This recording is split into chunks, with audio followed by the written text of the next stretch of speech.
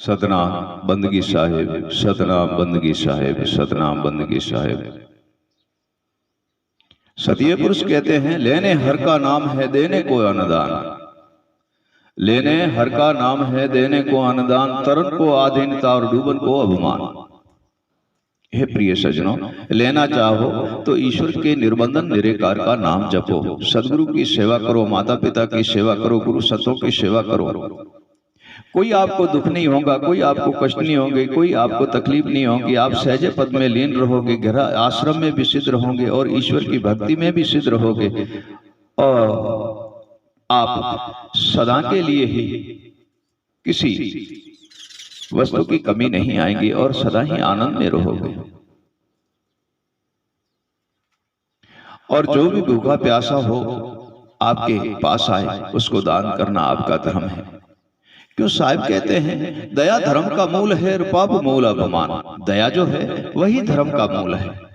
जिसके पास दया है वही धर्म का मूल है। धर्म का कारण क्या है? धर्म का कारण क्या है? धर्म का यही कारण, जिसके पास भी दया है उनके पास धर्म है, जिनके पास दया नहीं उनके पास धर्म नहीं। प्रिय सज्जनों, जिनके पास दया नहीं उनके पास धर्म नहीं। तब साहिब जी कहते हैं, दया धर्म का मूल है, पाप मूल अभिमान। तुलसी दया न छोड़िए जब लग घट में प्राण। तुलसी साहिब जी ने, तुलसीदास जी ने कहा है, जब तक ये घट में प्राण है तब तक दया मत छोड़ो। जैसे सतीय पुरुष कबीर कहते हैं, दया से ही हमें देते हैं सदगुरु ज्ञान विवेक विचार।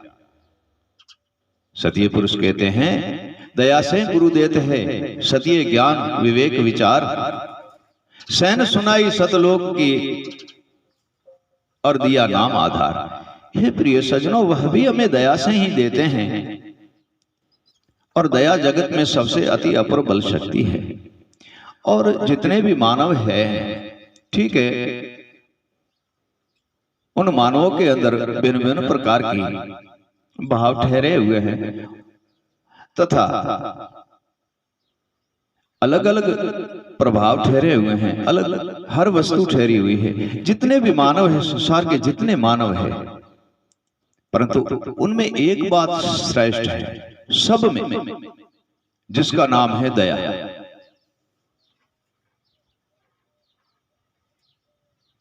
सदगुरु को दया उत्पन्न होती है तो सोया जीव जगा करके और निर्बंधन निराकार का दर्शन कराता है। किसी दाता को दया उपजती है तो गरीब को धनवान कर देते हैं। किसी संत को दया उत्पन्न होती है तो सैन दे के जीव को चेतन कर देता है। राजेश्वर को दया उत्पन्न होती है तो प्रजा को सबको ही सुखी कर देता है। हे प्रिय सज्जनों, माता पिता को दया उत्पन्न होती है तो बच्चे की सहायता करता है। सदगुरु देव को दया होती है तो शिष्य की सहायता करता है। किसी मानव को दया होती है तो वो जीव की रक्षा करते हैं।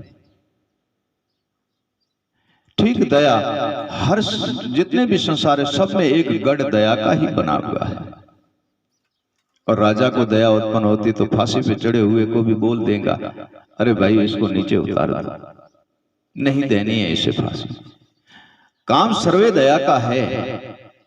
भक्ति हो, ज्ञान हो, विवेक हो, वैराग हो, गृह आश्रम हो, राजा हो, राजधानी हो, कोई भी हो, परंतु दया जरूरी है। और इन दया के साथ साथ में चार वस्तु और, ज्ञान विवेक वैराग और अनुभव, ये चार वस्तु श्रेष्ठ है।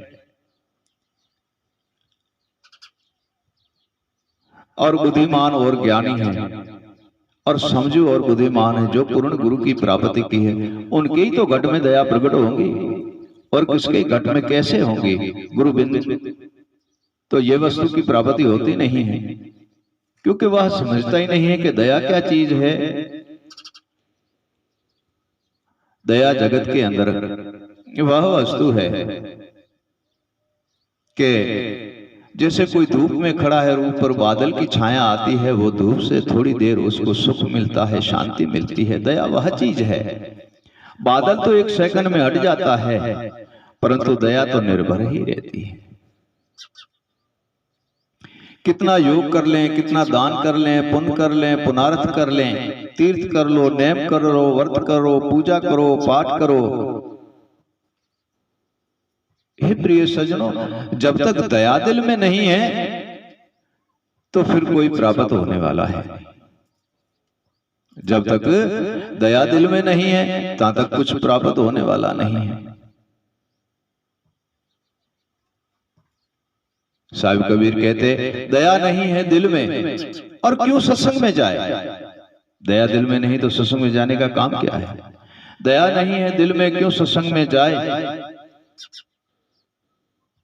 दया नहीं है दिल में, क्यों सत्संग में जाए। लेकर सैन शब्द की मन अपना चेताए। तू सैन ले ले, अपने मन को चेतन कर ले, हृदय के अंदर दया रख। फिर साहिब कहते हैं, दया गरीबी बंदगी समता शील स्वभाव। भजन स्मरण आरती जो भी होती है वह सर्वे दया से ही होती है। दया गरीबी बंदगी समता शील स्वभाव, इतने लक्षण संत के कहे कबीर प्रमाण। हे प्रिय सज्जनों, ये दया दिल में होती है तब ही प्रभु का नाम लिया जाता है, ईश्वर का नाम लिया जाता है, किसी की सहायता की जाती है, किसी का श्रवण किया जाता है, किसी का भजन किया जाता है और किसी अबला की सहायता की जाती है, किसी का भला किया जाता है। दया नहीं है दिल में तो प्रिय सज्जनों कुछ ही प्राप्ति नहीं है। दया के बिना सब वस्तु अधूरी है। जैसे समझ लो कि एक बड़ी नदी है, हम जाते हैं नीर भरने के लिए, उसी नदी के अंदर जल नहीं है तो हम बर्तन खाली लाएंगे। ठीक ऐसे हर काम काज के अंदर दया होनी चाहिए और दया के बिना ये सतुल सूखी नदी के तरह सूखा है। दया होनी चाहिए, प्रेम होना चाहिए। साहिब कहते हैं ना, किसी को भी जाति पाति पूछना धर्म नहीं है। जात न पूछो साध की पूछ लीजिए ज्ञान। साहिब कहते हैं, जाति न पूछो साध की पूछ लीजिए ज्ञान। मोल कीजिए तलवार का और धरा रहने दे म्यान। म्यान का कारण हमारा उसी जाति पाति से क्या लेना देना है, हमारे तो संत के शब्द सुनने हैं। तो दया का भी किसी जाति पाति से लेना देना है नहीं। सिर्फ दया सर्व मानव पे लागू होती है। जितने भी संसार के मानव है उन सब में ही एक दया अपर बल एक वृक्ष बना हुआ है दया का। साहिब कहते हैं, दयावन भक्ति उपजी राई रामानंद। भक्ति भी दया से उत्पन्न हुई है। भक्ति दयावन उपजी लाई रामानंद, प्रगट की कबीर ने सात दीप नौ खंड। फिर साहिब कहते हैं, दया से ही दीजिए घनघोर ज्ञान विवेक विचार। घनघोर बादल घटा होती है, ऐसे वह ज्ञान की घटा उपजती है जिनसे अमृत बूंद बरसती है और काम क्रोध मद लोभ मोह अहंकार ये सर्वे ही मिट जाता है। सर्वे ही अग्नि मिट जाती है और शीतल स्वभाव हो जाता है।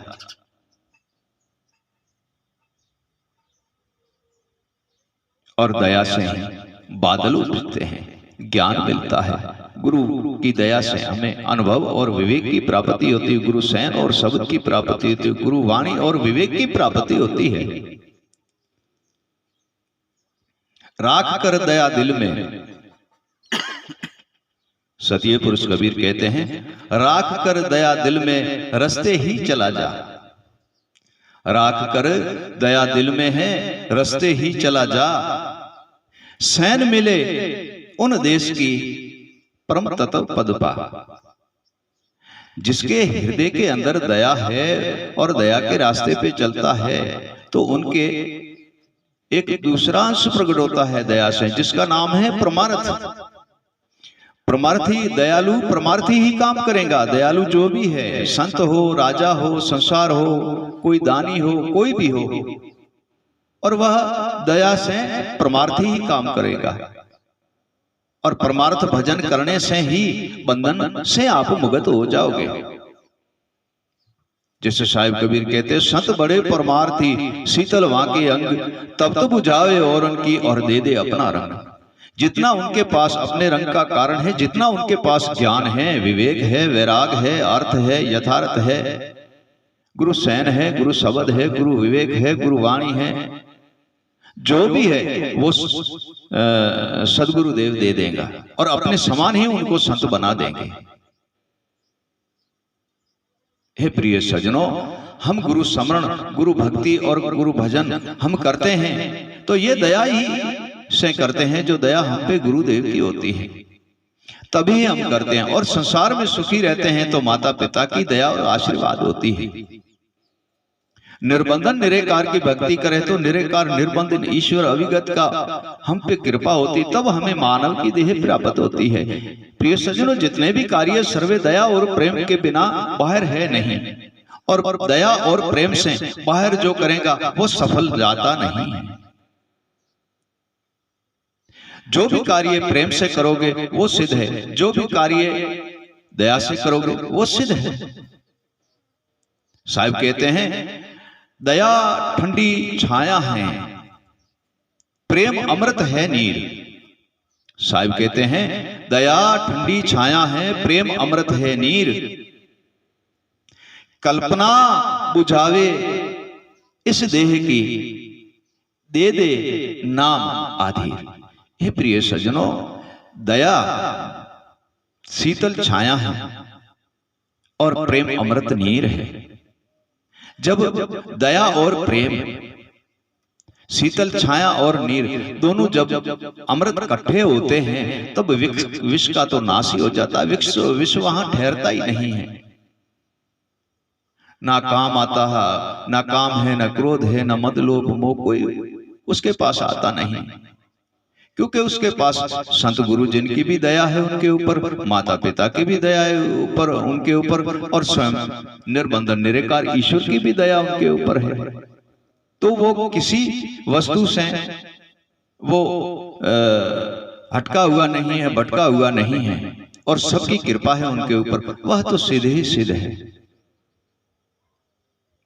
और दया और प्रेम से भक्ति हम करेंगे, परमार्थी काम करेंगे, साधु संत माता पिता गुरु संतों की सेवा करेंगे और निर्बंधन निराकार का नाम जपेंगे तो हम सर्वे बंधन से मुक्त होके निर्बंध हो जाएंगे और परम तत्व परमात्मा का दर्शन करेंगे। सतनाम बंदगी साहिब, सतनाम बंदगी साहिब, सतनाम बंदगी साहिब।